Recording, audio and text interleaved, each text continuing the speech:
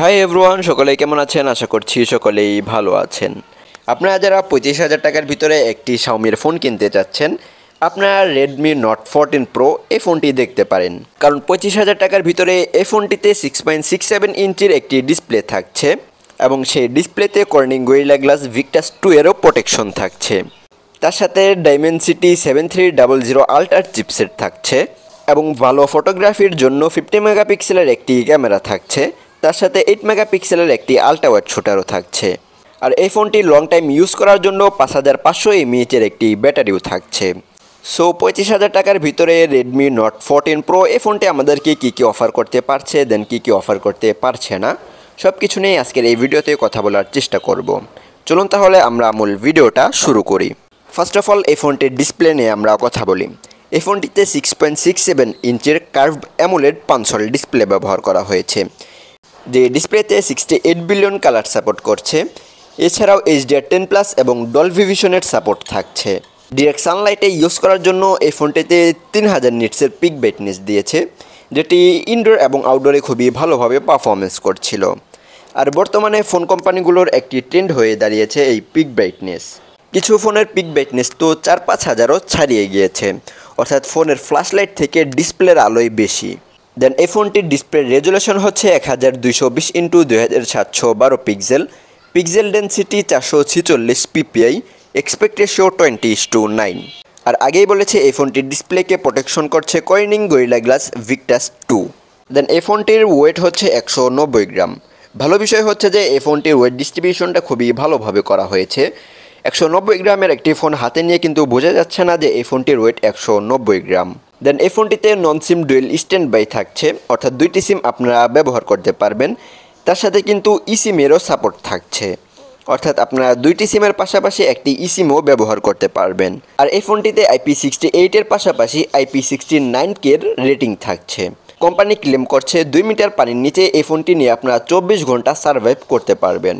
তবে একটি বিষয় মাথায় রাখবেন, ফোনে পানি লেগে যদি ফোনটি নষ্ট হয়ে যায় তাহলে কোম্পানিগুলো কিন্তু সেই ফোনটিতে ওয়ারেন্টি ক্লেম করতে চায় না। দেন চলুন এই ফোনটির পারফরমেন্স সেকশনে আমরা কথা বলি। এই ফোনটি out of the box Android 14-এ আপনারা পেয়ে যাবেন, যার ব্যাক হ্যান্ডে থাকছে হাইপারওয়েস। কোম্পানি দাবি করছে এই ফোনটিতে 3 বছরের মেজর আপডেট পেয়ে যাবেন, অর্থাৎ অ্যান্ড্রয়েড 17 পর্যন্ত এই ফোনটিতে আপডেট আসবে। অর্থাৎ এর আগে আমরা যে ভিডিওটি বানিয়েছিলাম রেডমি নোট 14, সেই ফোনটিতে কিন্তু অ্যান্ড্রয়েড 17-এর আপডেট আসবে না, সর্বোচ্চ অ্যান্ড্রয়েড 16-এর আপডেট আসতে পারে। আর এই ফোনটি রান করার জন্য চিপসেট হিসেবে থাকছে মিডিয়াটেক ডাইমেনসিটি 7300 আল্ট্রা, যেটি 4nm এর ফেব্রিকেশনে তৈরি করা চিপসেট। এছাড়াও অক্টাকোর সিপিইউ থাকছে, জিপিইউ হচ্ছে মাল G615MC2। আর এই চিপসেটটি দিয়ে কিন্তু আপনারা খুবই ভালোভাবে গেমিং করতে পারবেন, অর্থাৎ লং টাইমও গেমিং করতে পারবেন, খুব একটা অসুবিধা হবে না। আর ফোনটা যে খুব একটা গরম হয়ে যাবে তাও কিন্তু না। রেডমি নোট 13 প্রো এই ফোনটিও আপনারা 4টি র্যাম রোম ভেরিয়েন্টে পেয়ে যাবেন, যার বেস ভেরিয়েন্ট শুরু হচ্ছে 8GB র্যাম 128GB রোম থেকে। এছাড়াও 8GB র্যাম 256GB রোম এবং 12GB র্যাম 256GB রোম এবং 12GB র্যাম 512GB রোমের ফোন থাকছে। আর রোম টাইপ হচ্ছে UFS 2.2। তবে আপনারা এই ফোনটিতে আলাদা করে এইচডি কার্ড মেমোরি ব্যবহার করতে পারবেন না। তবে আমি সকলকে সাজেস্ট করব যে আপনার ফোনের রোম যতই হোক না কেন এইচডি কার্ড মেমোরি ব্যবহার না করার জন্য, কারণ এই এইচডি কার্ড মেমোরিগুলো কিন্তু ফোনে ভাইরাস ঢুকিয়ে দেয় এবং আস্তে আস্তে ফোনটা স্লো হতে থাকে। দেন চলুন এই ফোনটির ক্যামেরা সেকশন নিয়ে আমরা কথা বলি। এই ফোনটির রিয়ারে ট্রিপল ক্যামেরা সেট থাকছে। মেন ক্যামেরাতে 50 মেগাপিক্সেলের 1.5 অ্যাপারচারের ক্যামেরা থাকছে। তার সাথে 8 মেগাপিক্সেলের 2.2 অ্যাপারচারের একটি আল্ট্রা ওয়াইড শুটার থাকছে, যেটি দিয়ে আপনারা 120 ডিগ্রি অ্যাঙ্গেলে ছবি তুলতে পারবেন। সবশেষ এই ফোনটিতে 2 মেগাপিক্সেলের 2.4 অ্যাপারচারের একটি ম্যাক্রো শুটারও থাকছে। দেন এই ফোনটির ছবির কোয়ালিটি নিয়ে যদি কথা বলি তাহলে এই ফোনটি খুবই দুর্দান্ত লেভেলের ছবি তুলতে পারছিল। মেন ক্যামেরা দিয়ে আপনারা যদি ফটোশ্যুট করেন তাহলে প্রপার লাইটিং কন্ডিশনে তা খুবই ভালো লেভেলের ছবি তুলতে পারছিল। তার সাথে সাথে লো লাইটেও কিন্তু খুবই ভালো লেভেলের ছবি তুলতে পারছিল।